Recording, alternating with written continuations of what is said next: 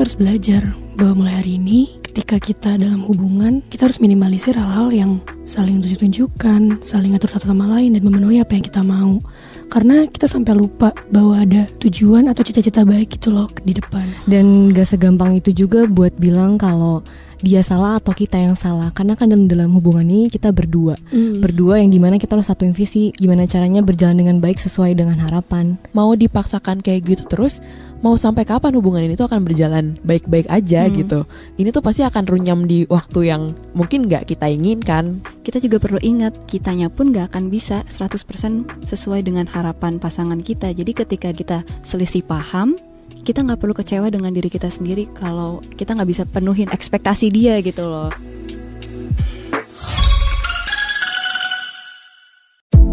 Ketika seseorang ternyata emang seharusnya dipersatukan, gue ngeliat banyak banget faktor yang harus ada di satu titik. Gimana value dalam hidupnya, visinya. Kira-kira kalau misalnya jujur itu bentuk komitmen yang paling besar gak sih?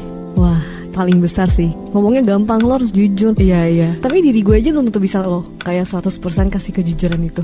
Emang sih, mungkin kadang akan terasa jadi kesepian, sendirian. Dan susahnya adalah lo gak tahu mana nih manusia yang bisa dengerin cerita gue sesuai harapan kita gitu loh, gimana kita mau didengerin.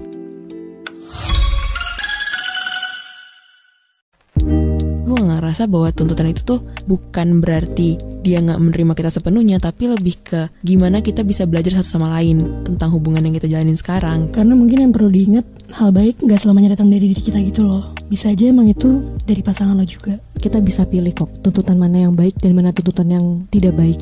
Yang baik bisa kita jalanin, yang gak baik bisa kita tinggalin. Ketika tuntutan yang dikasih gak lo lakuin, lo gak akan otomatis berubah jadi orang jahat. Dan gue rasa ketika dia beneran sayang sama lo, dia mau ngerti sih.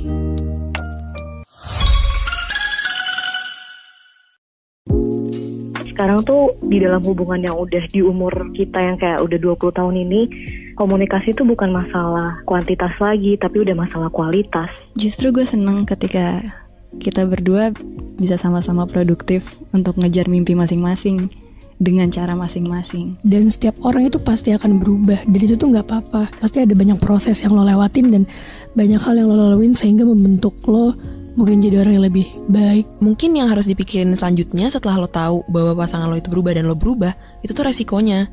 Kira-kira dalam menjalani hubungan yang berubah itu, apalagi yang perlu lo gali, apalagi yang perlu lo pertahankan.